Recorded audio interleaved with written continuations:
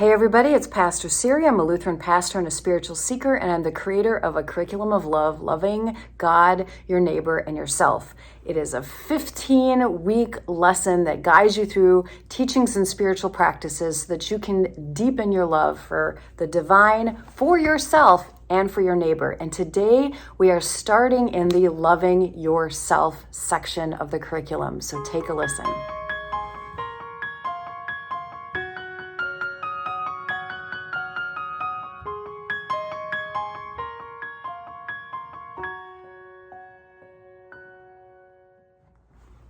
So I'm going to address the elephant in the room right away, very clearly.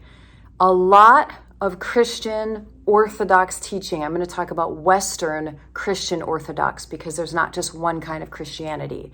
The mainstream Western Christian Orthodoxy has this concept of original sin, which in some ways is contrary to the idea of loving yourself. So original sin is not necessarily a biblical concept. It was not the fullness of Christianity. There have always been people who have believed differently, including at the time of Augustine, who was the one who really went for original sin. He was like, I feel like I was a pretty crappy person before I went to Jesus, and I think everybody is probably a crappy person. So I'm paraphrasing. But this idea that somehow the core of us is bad, and that without believing in Jesus, having the right beliefs, going through the right practices, doing the right things, God has no choice but to just throw us in eternal conscious torment is such a bizarre belief. It's bizarre. It's kind of insane to me. It makes no sense. It's also not what anyone who's had a direct experience of God actually comes back believing. Yes, we have fear, shame, guilt, and judgment that has blanketed us and dimmed our light and covered us up in ways where we end up behaving in pretty awful ways sometimes that make us doubt, is anybody actually really good? I'm a firm believer in yes, if you look around and you see some of the horrific actions humans have done to one another, there might be times when you wonder, are we just like bad to the bone? But I'm going to say no to that, and here's why. Again, so many people who've had an experience of the living God and have been able to get into a meditative place have found that at their very core is something called like the true self. That's what I'm going to call it, the big S self, the child of God self. That there is a kernel, a core of us that came from God. If we literally had our spirits leave God, how could any of that be bad or wrong, right? Like our spirits were created from the very womb of God. We're children of God, and we were embodied into this world to live. So how could that be sinful? How could that be bad? We are inherently divine, and we're in this human body. And as we come into this world, it is quite scary and terrifying. And there's a lot of limitations. You fall and you get hurt. You get yelled at by parents who aren't very mature, and you don't know what's going on. So we start to inherit this fear.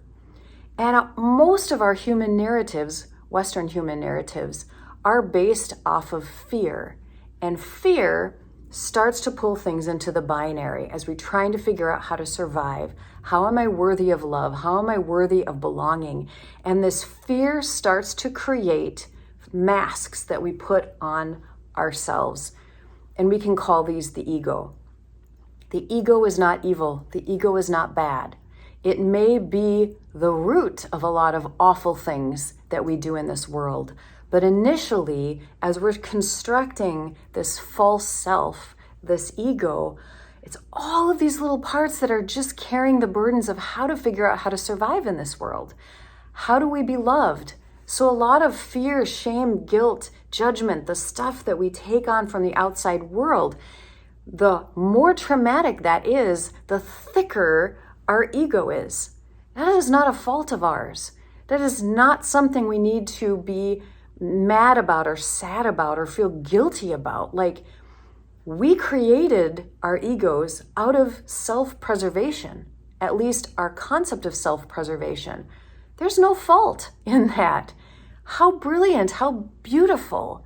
And a lot of the things that we created to protect ourselves did the best they could. They served us the best they could. At some point in our life, though, we want to acknowledge that and start releasing that and living into who we truly are, because you can see it in people as they age. They get past middle age.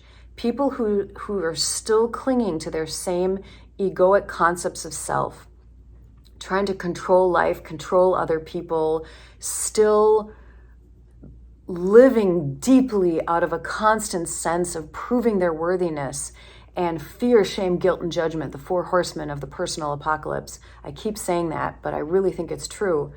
You see as they get older how they get harder and more bitter and rigid, and it's so sad to me.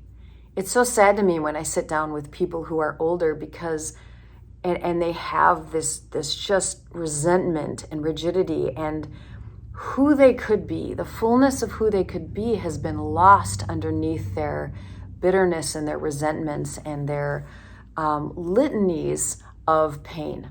So, here's the teaching. When we are commanded to love our neighbor as ourself, it is implied that we will love ourself. And at the deepest core of us is this true self, this child of God self, who is fully capable and is love, compassion, courage, calm, creativity, collaborativeness, wise, all of these wonderful traits, the highest and the best qualities that you might say of the divine, of God, is within us. But by nature of being human, it's often buried underneath these little egoic parts that are running around like children. They don't think there's an adult in the room, so they're doing everything they can to figure things out. And some of the parts within ourselves are like 3 years old, some are 13, some are 18, some are 9. Clearly, they're not always going to make the best and wisest choices. And the more wounded they are, the more they might wound others as well.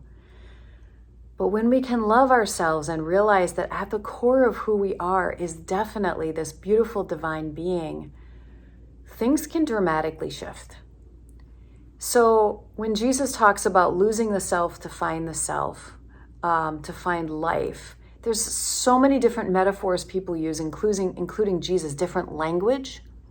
My interpretation of that is that Jesus is saying, look, your egoic human self is not the core of who you are.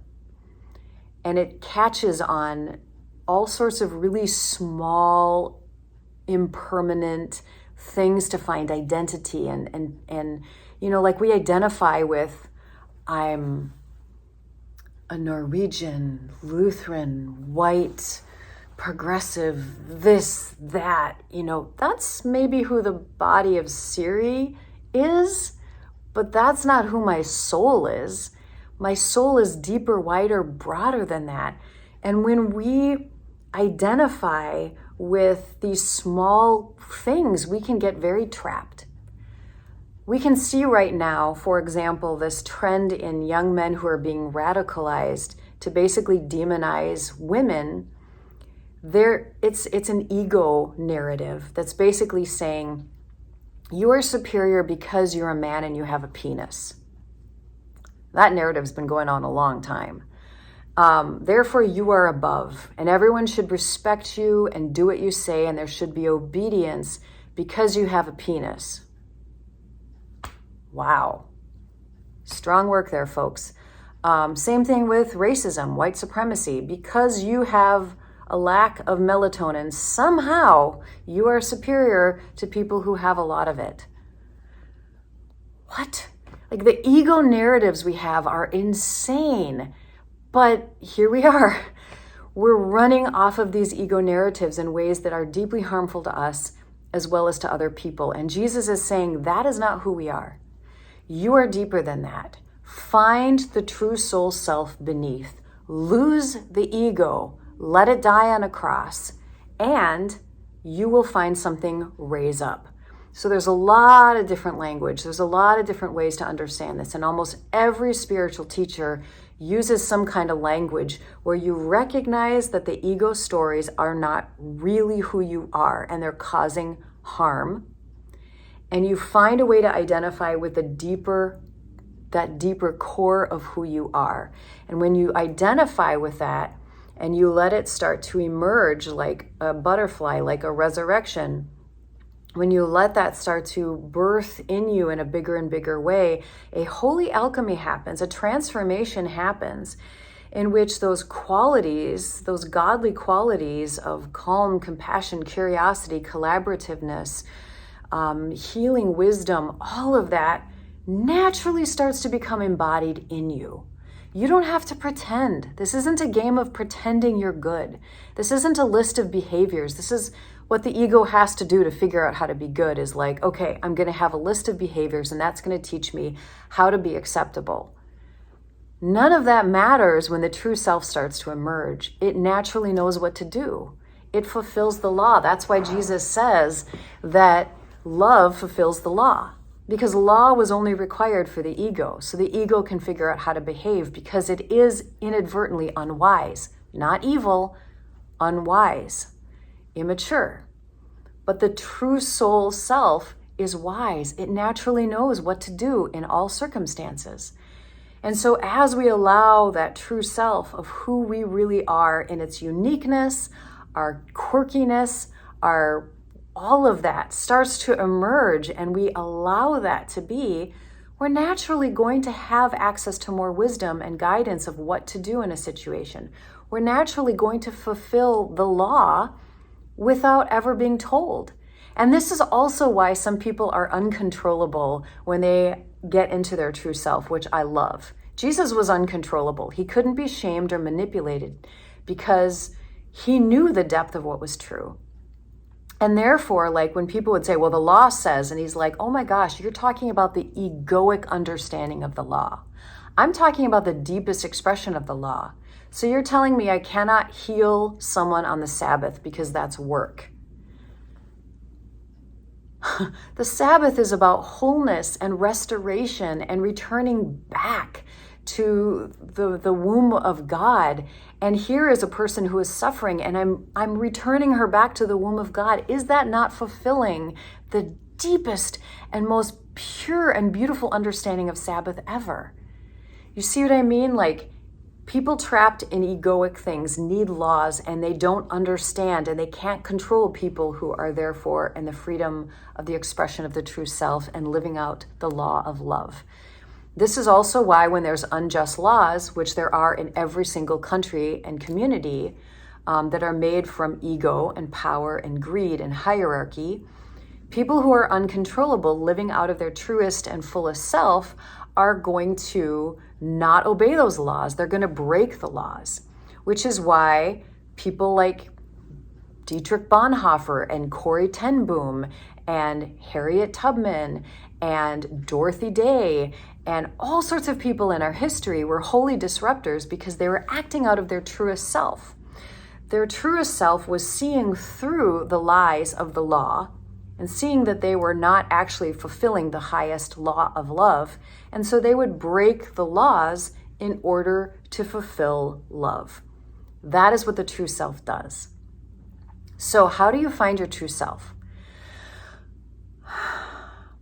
The easiest way to find your true self is to notice the moments in which you feel relaxed, the moments where you feel easy to laugh at yourself and others, where you feel light, where ideas and creativity are flowing, where you feel collaborative. It's sort of like the absence of jealousy, the absence of the need to control things, where you're just in this really cool flow. And you can find that maybe with certain people, that certain people you're like, you know what, when I'm with them, I'm not like judging myself. I don't have this constant narrative because I know that whatever I say or do, they're gonna hold. They're going to have grace for. They're going to love and laugh at with me. But it could also be activities. It could be art or music or any sort of flow where you are having an expression from something deep inside you. You're like, I love this. It could be spreadsheets, my friend. It doesn't have to be creative in like an artistic creativity, gardening, whatever it is, mowing the lawn where you're just like, yes, look at the lines. It feels so good. Anytime we are in places, doing activities, or with people in which we notice, oh, I'm in a really easy, light flow state. Catalog every single one of those moments. And we start to do more of them. And in the reverse, we might notice, what are moments in which I'm really caught in a rigidity and in a control and a hardness and like other people have to do what I tell them to do and forcing of your own gifts, a forcing of other people's gifts.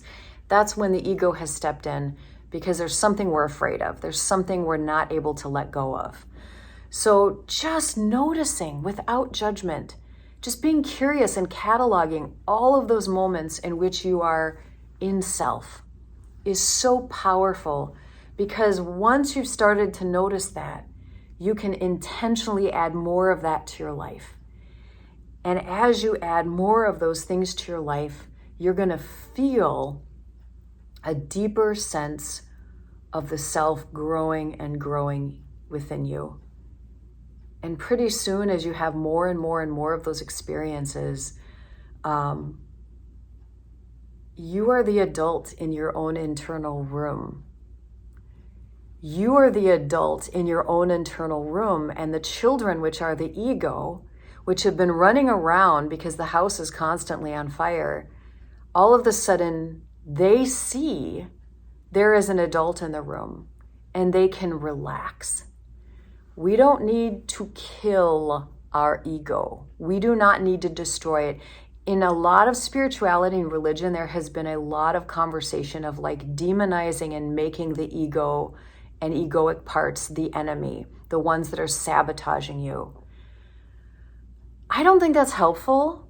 And I'm a student of internal family systems, IFS, and that's a whole nother video you can watch. I've got a couple videos on IFS and Christianity.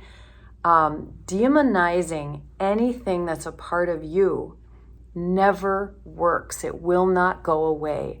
It's basically like that. The kid in your classroom who's like the defiant kid, the rebel kid, when you yell at that kid and try to control them and tell them they're a bad kid, what happens? Do they suddenly become a good kid? No, they get worse.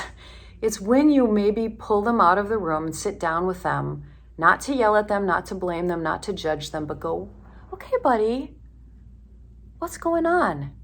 In the most genuine way possible, because that kid has a BS detector, right? That kid can tell if you're coming at them with judgment or you genuinely care for them. In the presence of the self, the true self, when you begin to love and accept yourself more and more and more and more and more, all these little egoic parts that have been running the show slowly can start to relax, because they don't have to do the job. There's an adult in the room. And then as we see them relax, we see that they may actually contain gifts like fertilizer for the garden, that they actually have great gifts, that the part of you that was really like actually can be transformed into a deep sense of justice or a deep sense of like protection in a good and beautiful way. And we see that transformation, that holy alchemy, where traits you thought were so bad about yourself now can slowly be transformed into the best possible version of that. What if, and we're going to explore this in our next week, the very parts of you that you think are bad, evil, sinful, that you want to get rid of, what if they're just distortions because of the pain and the trauma you've been in your life? They are distortions of actually what could be amazing gifts if you allow them to be unburdened and to transform. We're going to talk about that next time. But for now, yes, you should love yourself, because the core of you is divine. And yes, you also have parts of you that are wounded and do insane things at times. It's not the core of who you are, and those parts aren't bad. And we're going to learn how to love them next week. All right. Please let me know in the comments if this was helpful and any thoughts, anything else you want me to cover in the future. And we will talk about that next time. Bye-bye.